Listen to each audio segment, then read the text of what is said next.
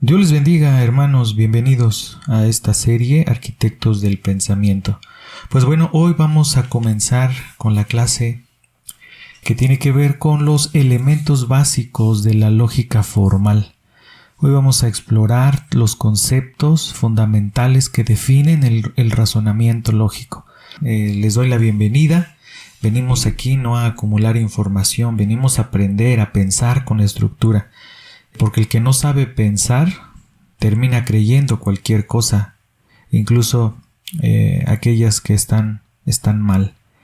Hoy vamos a trabajar con algo que parece sencillo, pero la verdad es la base de todo argumento serio. Es la lógica formal y vamos a ver sus elementos. Quiero hacerles una pregunta antes de comenzar. ¿Cuántas veces ustedes han escuchado predicaciones bonitas pero mal construidas? ¿Cuántas discusiones a veces no hemos tenido y tal vez hemos perdido? No por falta de verdad, sino por falta de orden, por falta de claridad en la mente a la hora de exponer nuestros argumentos. ¿Cuántos cristianos verdaderamente sinceros no saben defender lo que creen?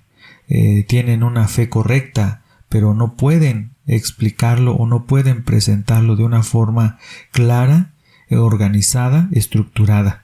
Y llegamos luego a pensar que pues es falta de fe, pero no es falta de fe, lo que falta es estructura.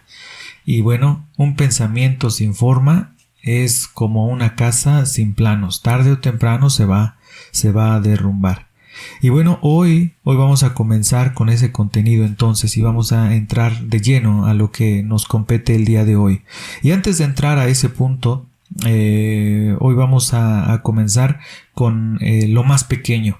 Hoy vamos a ver desde lo más pequeño en el ámbito del pensamiento, del razonamiento, y vamos a comenzar de lo más pequeño, porque los grandes edificios no comienzan con las columnas, empiezan con los ladrillos, y eso es lo que exactamente vamos a comenzar a aprender hoy. Y para eso quiero hablarles acerca de uno de los primeros, más bien del primer elemento de la lógica formal, que es la proposición. La proposición es aquella afirmación, ¿sí? Puede ser verdadera o falsa, pero no ambas. Esto destruye el relativismo moderno. ¿Puede una proposición ser verdadera para ti y falsa para mí? ¿O la verdad depende del contenido y la realidad? ¿Qué crees? La proposición nos dice que es una afirmación. La proposición es una afirmación que puede ser verdadera o falsa, pero no ambas. Y además vamos a entender como la proposición como la unidad mínima del razonamiento. Entonces, te vuelvo a preguntar algo. ¿Puede una proposición ser verdadera para ti y ser falsa para mí o viceversa?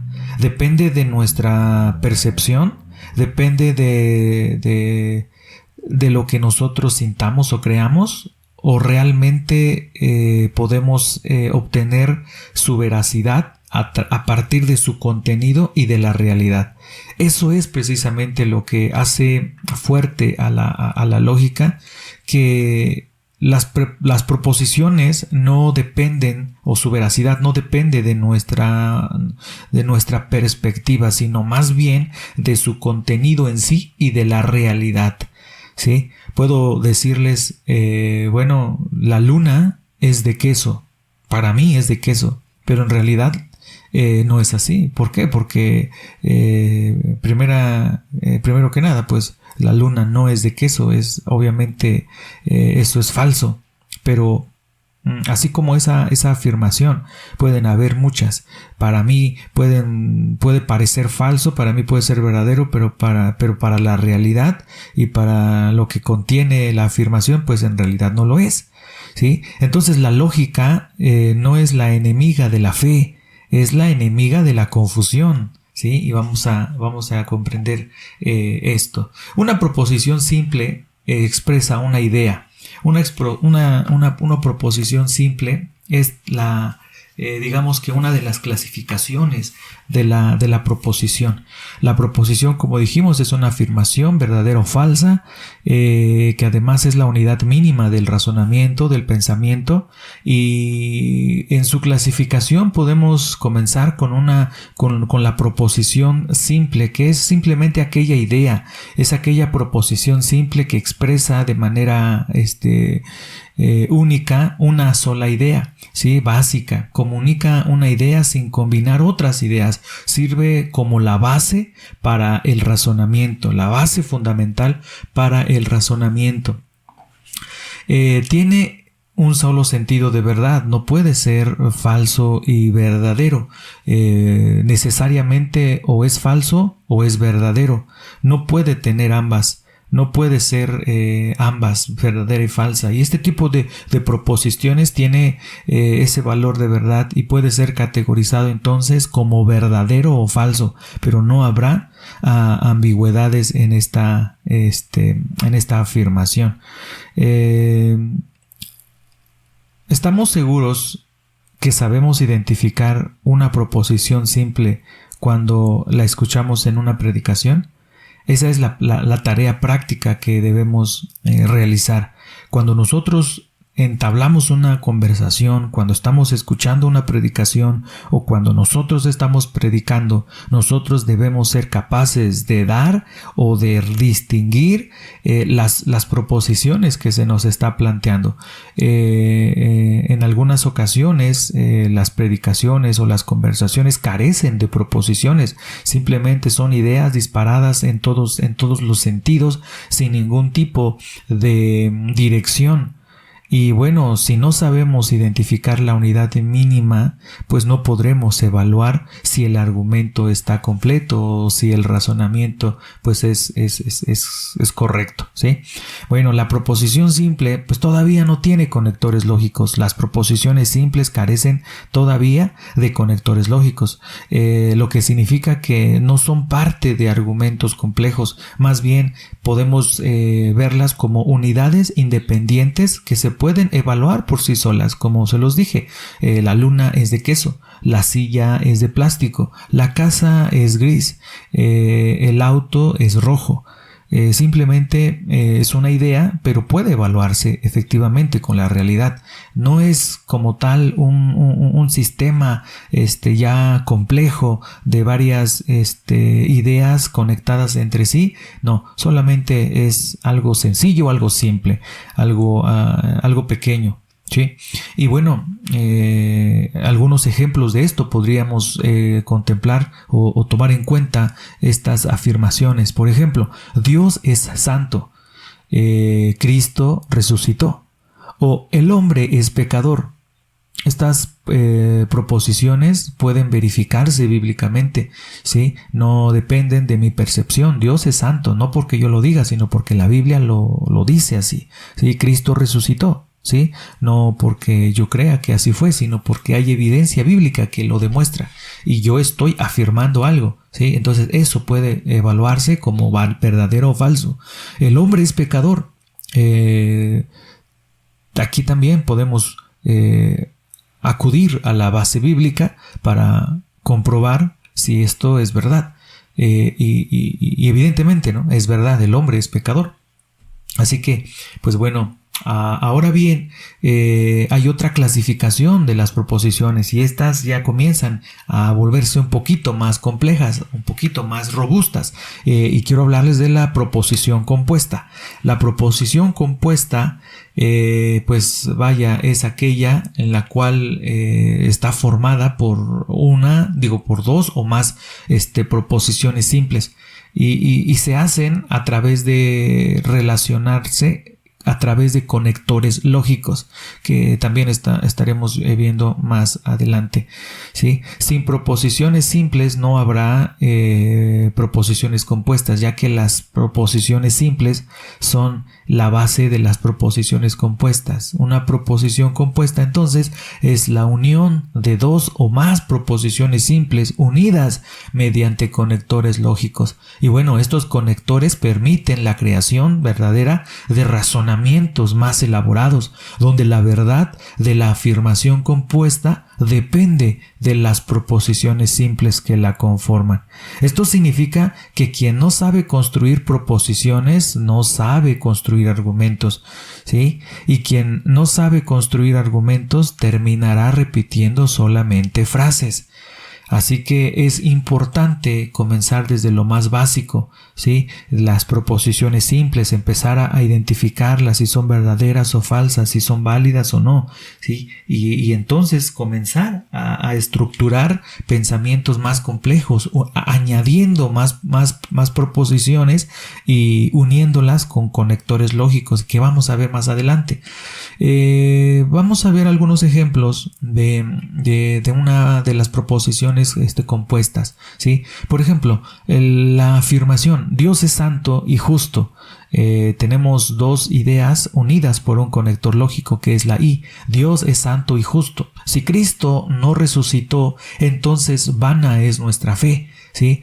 Tenemos dos afirmaciones: Cristo no resucitó y vana es la fe, ¿sí? Entonces, unidos con algún conector lógico, tiene más sentido. Si Cristo no resucitó, entonces vana es nuestra fe, ¿sí? Son dos ideas, pero cuando las unimos mediante conectores lógicos, toman un sentido completamente claro, específico y tal vez muy diferente al que tendrían independientemente, ¿sí? Solos.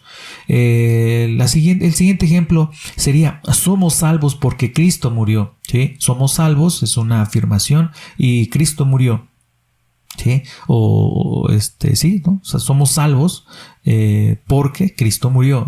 Hay una unión ahí entre las dos ideas y bueno, esto nos comienza a dar un poquito ya más de información y más de claridad en la idea que estamos planteando. Por lo que podemos concluir entonces que sin proposiciones simples no podremos tener proposiciones compuestas. Sin proposiciones simples no hay proposiciones compuestas y sin proposiciones compuestas no habrá un razonamiento, no hay razonamiento. Vamos a continuar ahora con los conectores lógicos. Y para esto vamos a comenzar a pensar que a partir de aquí es donde comienza el orden, ¿sí? Las proposiciones son aquellos ladrillos, ¿sí? Mencionaba el ejemplo al inicio: los edificios no comienzan con las estructuras más complejas, no. Los edificios, las casas, por muy grandes que sean, comienzan con cosas pequeñas y comienzan a construirse con ladrillos. Entonces vamos a mirar aquí el orden. Las proposiciones son aquellos ladrillos y los conectores son el cemento, son la mezcla que va a unir y va a pegar cada uno de los ladrillos. Entonces, sin conectores lógicos no hay argumentos, solamente frases sueltas, ¿sí? Sin argumentos, escuchen bien, sin argumentos no hay sin conectores no hay argumentos, solamente frases sueltas. Solamente frases sueltas. Entonces aquí es donde va a tomar importancia conocer y estudiar estos conectores lógicos. ¿Cuál es la importancia de los conectores lógicos? Bueno, pues son esenciales para establecer la relación entre dos proposiciones, dos o más, ¿sí? Permiten la construcción de argumentos que sean coherentes, que sean organizados. La verdad es que sin ellos el razonamiento queda incompleto, queda fragmentado y carece de dirección y de forma, de estructura. Los conectores son aquellas palabras visibles del lenguaje, son aquellas palabritas que van a unir ideas que más adelante vamos a ver, pero son aquellas expresiones que se ven a simple vista en algún texto escrito, ¿sí? Son aquellas palabras que vemos ahí literalmente uniendo ideas, ¿sí? ¿Por qué lo digo? Porque bueno, van a venir más adelante las funciones lógicas que parecen ser algo similar, sin embargo estas pues están en el pensamiento, ¿sí? Son las operaciones que suceden en la mente, pero los conectores lógicos son aquellas palabras visibles entonces que vemos en el lenguaje o que vemos en algún texto, ¿sí? Muestran también cómo se organiza el razonamiento. La función de los conectores lógicos, permiten afirmar o negar algo, o sumar ideas, ¿sí? Aquí tenemos palabras clave como y además. También los conectores lógicos nos permiten presentar alternativas, y la palabra más o la letra más representativa de esta es la O, ¿sí? Establece alternativas, presenta alternativas. También permite establecer condiciones con los conectores sí y entonces, sí, entonces. Se permite también mediante los conectores establecer o dar razones a través de la palabra porque, ¿sí? Porque. También se pueden extraer conclusiones. Cuando nosotros extraemos conclusiones podemos ocupar la palabra por lo tanto o la frase por lo tanto, ¿sí?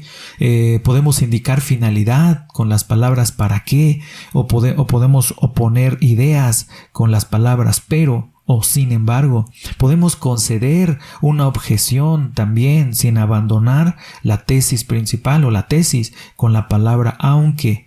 Se pueden aclarar o se pueden reformular ideas, ¿sí? Con la palabra es decir, entre otras, claro, pero bueno, estoy mencionándoles las más comunes. Para reformular o para aclarar una idea podemos ocupar la frase es decir, ¿sí? O podemos también limitar el alcance de una afirmación con las palabras solamente, solo o no todos, ¿sí? También tenemos que saber que sin conectores pues no va a haber argumentos, ¿verdad? Sin conectores nos damos cuenta que solamente habrá frases sueltas, sin ninguna relación entre ellos. El pensamiento realmente va a adquirir orden y dirección y coherencia lógica cuando comencemos a usar y a distinguir estos conectores lógicos. El uso adecuado de conectores lógicos va a permitir esclarecer relaciones de causa, de condición, de adición o de oposición, ¿sí? Entre las proposiciones, contribuyendo con esto a una argumentación más clara, más correcta, ¿sí? Y efectiva sobre todo. Y bueno, habiendo hablado de los conectores lógicos, ahora vamos a ir a algo más profundo. El conector es algo visible, ¿sí? Pero hay algo que es invisible y es precisamente la función lógica, ¿sí? La función lógica. Entonces, el conector es visible, pero la función lógica es invisible. Y lo invisible es lo que realmente gobierna el pensamiento. Los conectores serán aquellas palabras, como ya los vimos, pero las funciones lógicas son las operaciones mentales, es el proceso, es la operación que sucede en nuestra mente, que nos va a permitir el razonamiento y la relación de las ideas, ¿sí? Entonces, vamos a ver ahora las funciones lógicas, y las funciones lógicas permiten identificar si una proposición afirma o niega, o añade información, o presenta alternativas, o establece una condición, o explica una causa, o deriva de una consecuencia, o está indicando una finalidad, o está oponiendo ideas, o concede una dificultad sin abandonar la tesis, o aclara lo dicho, o limita el alcance de la afirmación. Muy bien, pues vamos a continuar viendo estas funciones lógicas, y quiero presentarles una clasificación de estas funciones lógicas, ¿sí? Funciones lógicas. Hay una clasificación y vamos a distinguirlas, y voy a hablar de ellas con algunos ejemplos también. Bueno, entremos de lleno con la clasificación práctica de las funciones lógicas. Quiero hablarles acerca de la afirmación. Bueno, la afirmación es una función lógica, ¿sí? Que permite distinguir algo o identificar algo como verdadero. Por ejemplo, Dios es luz. El Señor es mi pastor. Jesucristo es el Señor. Estoy afirmando, estoy dando por verdadero algo. Dios es luz. El Señor es mi pastor. Jesucristo es el Señor. ¿Sí? Estos tres ejemplos denotan una afirmación verdadera. Ahora, hay otra función lógica que es la negación, que es lo contrario, ¿sí? Nos permite rechazar una proposición, nos permite negarla, ¿sí? Por ejemplo, no hay justo, ni aún uno, ¿sí? O, por ejemplo, no podéis servir a Dios y a las riquezas, no, se niega. Sin fe es imposible agradar a Dios, ¿sí? Noten el sentido de la expresión, que su función es negar. Negamos, ¿sí? Que sea posible agradar a Dios sin fe, ¿sí? Negamos que no es posible servir a Dios y además a las riquezas. No se puede servir a dos señores. Negamos que haya justos. O sea, no hay justos. Esa es la negación. No hay justos, ni siquiera uno. Entonces, esta es la negación. La siguiente función lógica es el de la adición, como podemos identificarlo a través de las palabritas o de los conectores, las palabras que sirven como conectores y también, ¿sí? Permite sumar proposiciones compatibles. Sumamos a lo que ya tenemos una afirmación más que hace todavía más poderoso, más fuerte el argumento. Por ejemplo, dice, amarás al Señor tu Dios, pero además, dice en Mateo 22, 37 al 39, amarás al Señor tu Dios y a tu prójimo, Entonces, la condición o la instrucción, de amar a Dios se complementa al amar también al prójimo, ¿sí? No es una alternativa. No se puede amar a Dios y tal vez, o en ocasiones, o a tu prójimo. No, la Biblia dice, amarás al Señor tu Dios y a tu prójimo, ¿sí? Estamos sumando.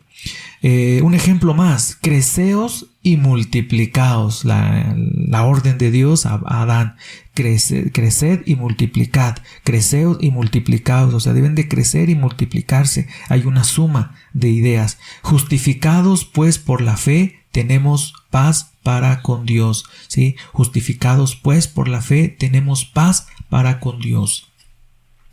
Hay una función lógica que es la disyunción y lo vemos a través de la palabra o.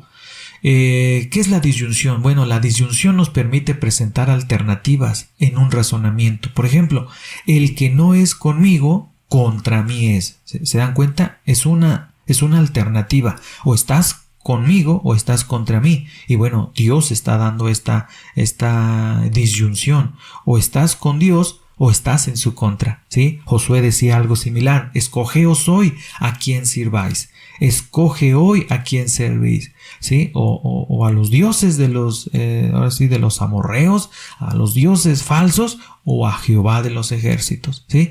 El árbol bueno da buen fruto, o el árbol malo da mal fruto, ¿sí? No puede un árbol dar frutos malos y frutos buenos. No puede una misma fuente producir agua dulce y agua amarga, ¿sí? Entonces es una disyunción, pues una alternativa, ¿sí?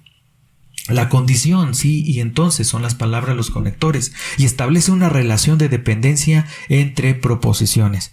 Si confesamos nuestros pecados, entonces, si alguno quiere venir en pos de mí, entonces algo tiene que suceder. Si vivimos por el Espíritu, entonces algo debe de suceder. La condición entonces establece una relación de dependencia. Tiene que suceder algo primeramente para entonces suceder lo consecuente, lo siguiente. No puede suceder lo siguiente sin haberse cumplido lo primero, ¿sí? Esa es la condición. Ahora bien, la causalidad es otra función lógica. ¿Y cómo lo distinguimos? Bueno, pues con las palabras porque, pues o ya que. ¿Y para qué sirve? Bueno, pues permite identificar la razón o la causa que está detrás de una proposición. Por ejemplo, porque de tal manera amó Dios al mundo, ¿sí? Porque de tal manera amó Dios al mundo. Está mostrando la causa, ¿sí? Justificados pues por la fe. Está permitiendo la razón, ¿sí? Del por qué. Porque la paga del pecado es muerte. La paga del pecado es muerte. Está explicando la causa de la muerte. ¿Cuál es? Pues el pecado, ¿sí? Continuamos. La conclusión La función lógica que se trabaja o que se atribuye a la conclusión mediante las palabras clave como por lo tanto o así que nos ayudan a cerrar un ciclo de razonamiento, ¿sí? Después de mencionar tal vez algunas afirmaciones, la conclusión viene a cerrar el razonamiento o un ciclo de razonamientos, y para eso ocupamos las palabras por lo tanto o así que, entre otras obviamente, pero la función pues es esa, cerrar un ciclo de razonamiento. Y los ejemplos pueden ser los siguientes: así que, ¿sí? Estoy mencionando solamente la parte clave, pero atrás de este verso o atrás de esta frase o este versículo hay un sistema de argumentos que se han dado, y ahora se cierran todos esos ciclos de razonamiento con la palabra así que, por sus frutos los conoceréis, ¿sí? O por tanto, id y haced discípulos. Esto cierra una conclusión. Está previo a esto hay una serie de afirmaciones o de negaciones, y entonces luego cerramos el ciclo del razonamiento diciendo por tanto, id y haced discípulos. O este ejemplo, así que ya no sois extranjeros, así que ya no sois extranjeros ni advenedizos, ¿sí? Entonces esa es la conclusión. La finalidad nos va a servir para indicar el propósito detrás de una proposición. La finalidad podemos distinguirla con la palabra para qué, ¿sí? ¿Para qué nos va a ayudar a identificar el propósito detrás de una proposición? Por ejemplo, para que todo aquel que en él cree no se pierda, mas tenga vida eterna. Está dando la finalidad de lo que se está afirmando o negando, ¿sí? Estas cosas os he hablado para que en mí para que mi gozo, esté en vosotros. Juan 15:11. Estas cosas os he hablado para que mi gozo esté en vosotros, ¿sí? Hay una razón, hay una finalidad en lo que se ha hablado. ¿Y para qué? Para que el gozo del Señor esté en nosotros, ¿sí? O bien, Primera de Pedro 2:9 dice, para que anunciéis las virtudes de aquel, ¿sí? Entonces hay una finalidad en esto, y esa es la función lógica. Otra función lógica es el contraste o la oposición, ¿sí? Y lo vemos muy claramente con la palabra pero. Es un contraste de ideas, o bien es una oposición de ideas, ¿sí? Enfrenta dos proposiciones sin anular una de la otra, ¿sí? Pero estás contrastando o estás oponiéndote, ¿sí? A una proposición. Por ejemplo, en Mateo 26:41 dice, el espíritu está dispuesto. Esa es una afirmación, ¿sí? Una proposición simple. El espíritu está dispuesto, pero la carne es débil, ¿sí? Estás contrastando algo, no estás anulando lo primero. O sea, el que la carne sea débil no anula que el espíritu esté dispuesto, ¿sí? Pero estás mostrando un contraste y estás mostrando una oposición, ¿sí? Todos pecaron, según Romanos 3:23-24, todos pecaron, pero son justificados gratuitamente. Una realidad verdadera es que todos pecaron, y también algunos, ¿verdad?, son justificados gratuitamente, ¿sí? Así que el pueblo de Dios en su totalidad pecaron, ¿sí? Pero son justificados gratuitamente, ¿sí? Lo segundo no anula lo primero, ni lo primero anula lo segundo, ¿sí? El hecho que todos hayan pecado no significa que no serán justificados, ¿sí? Han sido justificados. Y bueno, para esto hay hay otro sistema de razonamiento que va a soportar esto, ¿no? Que va a defender esto, ¿verdad? El hombre mira lo que está delante, pero Jehová mira el corazón, ¿sí? Estás contrastando la idea, estás contrastando las dos afirmaciones. Así que para eso nos sirve la función lógica del contraste o de la oposición. Una función lógica más es la concesión. La concesión la identificamos con la palabra aunque. Nos permite admitir dificultades. Esta es muy útil, nos permite admitir dificultades, pero sin abandonar la tesis, ¿sí? El hecho que admitamos una dificultad no anula nuestra tesis. Por ejemplo, aunque ande en valle de sombra de muerte, ¿sí? No va a anular lo anterior. Jehová es mi pastor y nada me faltará.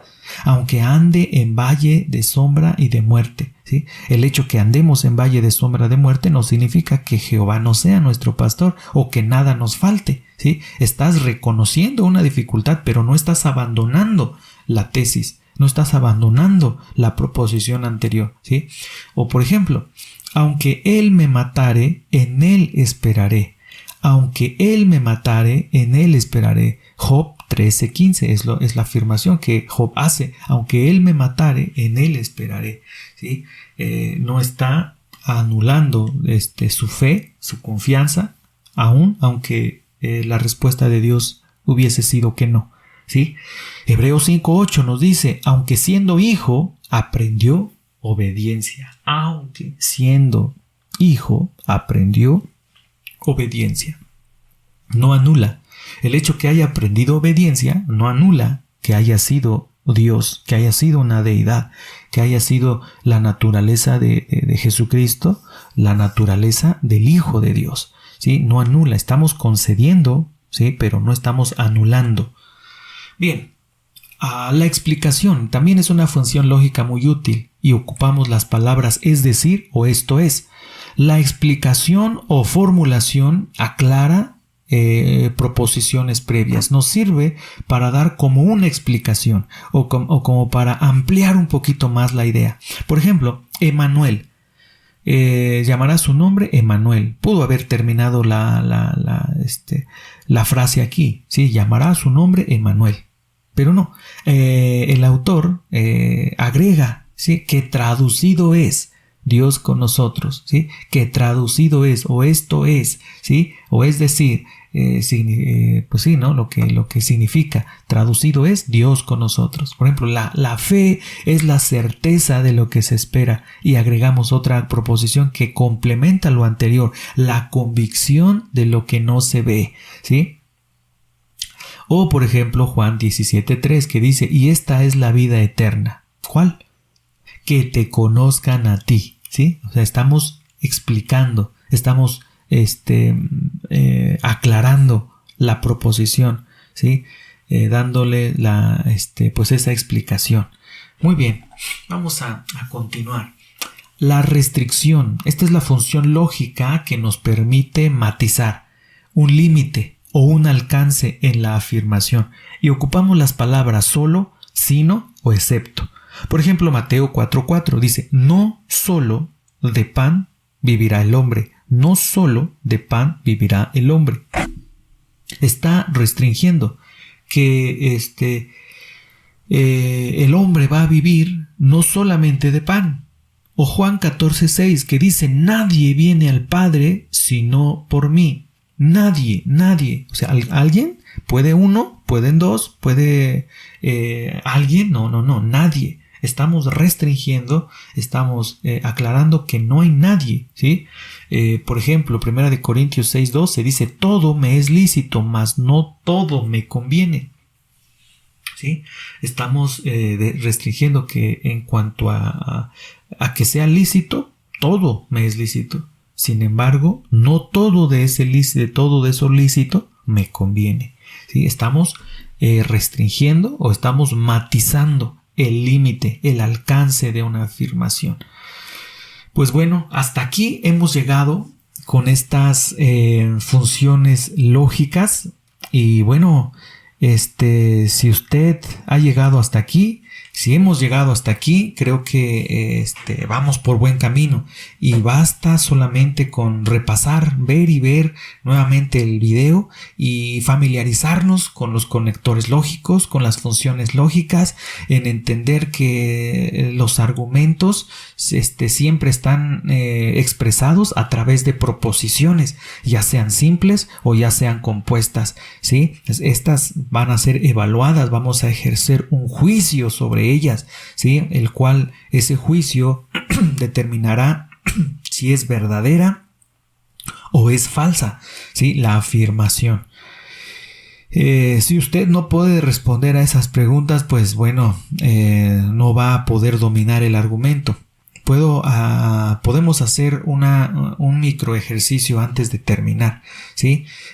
Cada vez que presentemos una función, ya sea una afirmación, una negación, una condición o lo que sea, ¿sí?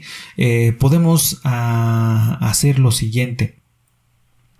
Podemos preguntarnos ¿qué operación mental está ocurriendo aquí?